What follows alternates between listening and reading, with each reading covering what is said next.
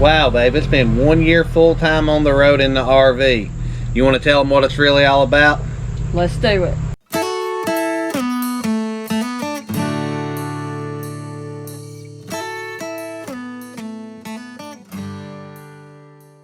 So we've been on the road full-time for 1 year now, and we thought we would share some of our experiences, both the good and the bad, with y'all, just to kind of give you an idea of what it's like if you decide to do this. So we'll start off by saying our house sold a lot faster than we originally thought it would. We didn't even get it listed on the market. It sold. The people wanted to move in really quick, so we had to move out fast, which really expedited our planning and getting us to that end phase. And luckily my wife was able to help out with most of that stuff because I was still working full-time, so she really had to carry the brunt of all that. We got started, we got out of the house, we get to our first couple of sites, and babe, what's the first thing that happened to us? Our RV was way too small for us. Yep, so that's the first thing that happened.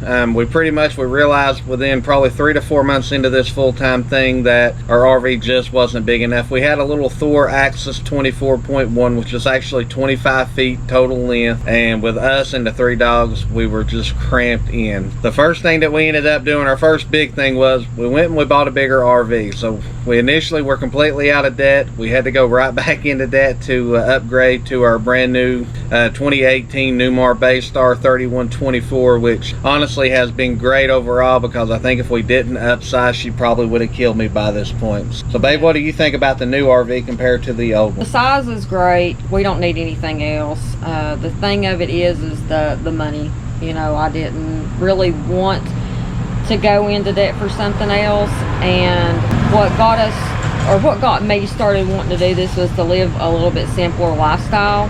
And we sold everything completely out of debt and then went right back in debt. That was a hard pill to swallow for me, was the money aspect of it. Yep, so the first lesson was going simple isn't always simple to do. So our number 2 situation that we ran into was our driving situation. So throughout our travels through Florida, all the way into Alabama, back into Tennessee, that was the one problem that we had, was she was always following behind me in the SUV. I was always up front driving, and for me that got very, very boring. And for her, I know she was getting tired of driving as well. I love to drive. She doesn't like to drive. So that was our second lesson, was that we had to get our car set up for flat tow. And if you're not, very mechanically inclined, which I'm not, then that is something that can cost you a lot of money to do. We ended up paying right at about $4,000 to have that complete setup done.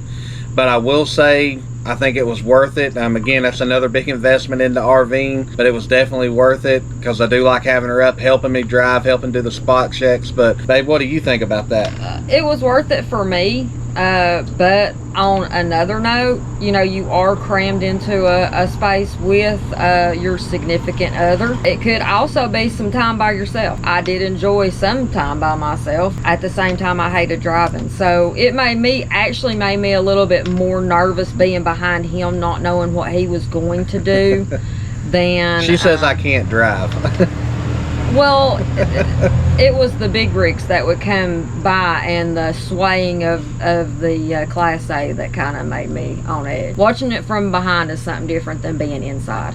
Yeah, and apparently it does look a lot different than it feels, even though you do feel it pretty good. But that was really, that was our number 2 lesson learned, was that at the end of the day, even though we did like having that little bit of split of time for both of us, honestly, to get time to ourselves, we still would really rather be riding together, and it was a lot safer and more efficient for both of us to ride together. All right, so number 3 is medical care. When you're traveling and you're going up and down the road all the time, you can never see the same doctors, you can never go to the same pharmacies, and you're in different states that have different laws for different medications, and those are problems you're going to run into. And for an example, my wife has to have therapy because she has arthritis, so she can't keep going to that same therapist, so she's not building a rapport with one person. So in each state or each city, she's had to move to a different location. But I'll let her speak more to that situation and kind of how uncomfortable or how unsettling that can be at times. It's like you don't really want to go to see these different doctors, because you have to tell them the same things over and over and over again. You've already said this to numerous other places, but they don't know your situation, so it's almost like you're starting all over again. especially if you have something like arthritis like I do, joint things that need therapy and things like that. You can't have a good relationship and them know what you specifically need. That's been a major deal for me. It's something that you don't really think about, and I personally don't even know how to handle it still to right now. It's like I want to be at home so I can get better medical care. Yeah, and it is. It's an unfortunate thing. Just don't have that repertoire with your physicians or something that you typically would if you're going to see the same person all the time, because you are bouncing around, you are seeing different people all the time. You know, that's something to keep in mind when you're out on the road. For those yearly physicals and stuff like that, you can always come back to your home base and to your home location and see your doctor. But for those weekly or monthly care things that you need, you're probably going to have to see different people throughout different states. You're also going to have to check and see, where's my insurance accepted, based on what kind of insurance that you have, and how hard is it to get in when you can't pre-plan those out. So that's always stuff to think about. So number 3, and one we definitely wanted to include, was the medical portion of this and how you get treatment and how you have care. Okay, so now we've covered a few of the lessons learned, so now we're going to talk about one of the more positive things. And the question I'm going to ask, and she's not really prepared for this, I'm going to kind of get her off the cuff here, is what has been your favorite state so far that we have visited? Everywhere that we visited? Out of everywhere that we've been in the RV so far. Tennessee. So as you can see, she's a home girl. She likes her state of Tennessee. For me, I've got to say, and we've been in Tennessee a good part, well, she's been in Tennessee her whole life. I've been in it a good part of mine. But for me, the biggest surprise state, and the state that I absolutely fell in love with, and she knows what I'm going to say, is Alabama. Alabama's a state when we went through it, I had no intentions of really thinking anything about the state. We kind of were really just passing through, but I absolutely fell in love with the area. So anybody who hasn't been to Alabama, they've got the best beaches that I've ever been to. And then right up from it, 4 hours north, you can be up in the mountains. So you get the best of both worlds. The rest stops are very well set up for RVers and full-timers. I thought that was really cool. They've got dump stations at them. Just everything about the state of Alabama was incredible. I've actually said to many people, if Alabama didn't have a state income tax, that would probably be the state we would be moving to when we do buy another house. But she I run Tennessee. the show, so it'll be Tennessee. Yeah. So happy wife, happy life. So we'll probably be buying a house somewhere back in Tennessee at some point. All right, and of course, the next big lesson that we learned, and the lesson that many people learned, whether you're RVing or not, over this past year, was COVID, the big elephant in the room. And that totally changed our travel plans. It totally changed everything. We actually got stuck at the Chesapeake Bay 1,000 Trails. We were there for right at about 6 or 7 weeks. It was a very intense time. We literally got there an hour before 1,000 Trails quit letting people in. And of course, while we were there, we were told, if you leave, you can't come back in. And also, we were told that there are no guaranteed dates to how long you can stay. So they made sure that you knew that they could come and tell you at any point that you had to go. It was a very stressful situation, and was pretty much the closest that we came within this first year to really considering getting out of RVing, to coming back home and buying a home base, to having a place to come back to, which we have not done. But what were your thoughts on the COVID situation, other than it sucked? It was terrible. We were supposed to be going to Maine and coming back, and that was what I wanted to do. Of course, we didn't get that far. We got into the Pocono Mountains and decided to come back home. And we had came back home because Tennessee had opened the state back up, and we were able to camp at state parks. If we had went on up into Massachusetts and Rhode Island and New Jersey, we was going to have to quarantine in the park for 2 weeks. We're only at a park for 2 weeks, so there again, what's the point of going? So that was our plan, was to regroup. We'll come back and catch all these states in the Northeast after all this stuff is done and gone, and hopefully things get better, we get a vaccine, whatever the case may be. But we'll definitely be back to finish our Northeast travels and getting in all the Northeast states there. So, but our next big trip will be heading out west, which starts in November, and we'll see how far that goes. Hopefully no setbacks this time, and we can enjoy the next year of travel out west. So the next big thing we'll talk about is money and the cost of full-time RVing. And while I know there are a lot of people who do this very, very cheap with boondocking, they're doing all kinds of different stuff like that. That's not our style of RVing. I mean, we are campground people, and because of that, it costs us a lot more.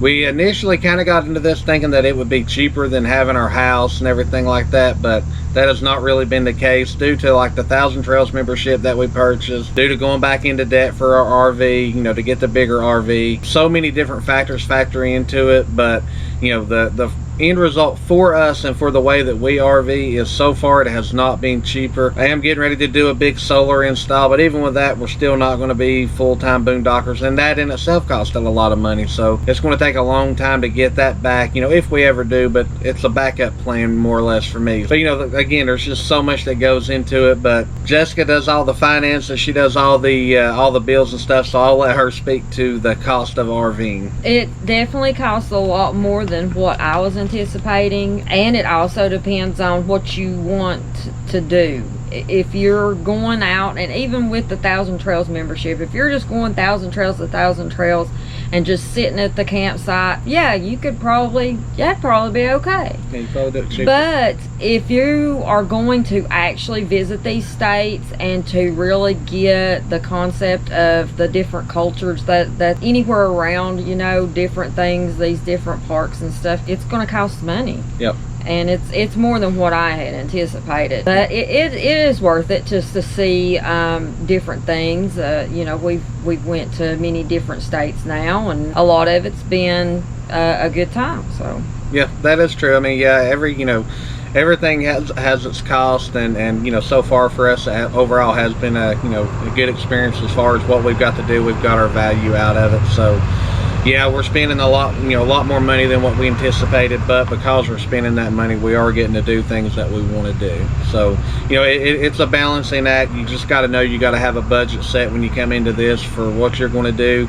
And the biggest thing I'll say for the cost is you got to have an emergency fund set back in case stuff does go wrong, because I can assure you, I don't care what RV you buy, if you buy the cheapest RV on the lot, or if you go and you buy the $5 million RV, you're going to have problems at some point or another. That's just the way it is. Always have that emergency fund and be ready for stuff like that. Okay, so now we'll leave you all with this. This has been a 1 year kind of recap of different things that we've kind of figured out over the first year of full-time RVing. And August the 30th, the day that this video is released, is our official 1 year anniversary. So the big question that I have, I think other people might want to know, is after 1 year of full timing, was it worth it? Was it worth everything that you sacrificed, your house, everything that you had, everything you give up, you downsized to get into this lifestyle? So I'll answer first, and the answer for me is yes, definitely. I absolutely love the lifestyle. Yes, for sure. It definitely has challenges. It has hard times, but with everything that we've got to see, all the experiences we've got to have, the different people we've got to meet, the new friends that we've made, it for me has by far been worth it.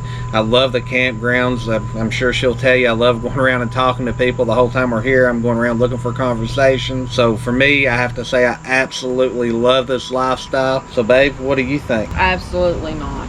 If I could go back right now, there is no way in the world. My car's gone, my house is gone, everything that I had collected, and these ladies will know, over the 20 plus years we've been married, was gone to a yard sale that we might have made $400 off of. Absolutely not. There's no way. Take a vacation, get you a pull behind, and go to the campground. Be a weekend warrior. You can see a lot of stuff during your vacations. I wouldn't do it again. I mean, we're going to do it for another year, but for me, no way. So there you go, and that's why I wanted to ask that, because I kind of knew where she was going to go with it, but I wanted to give you two. Did you really?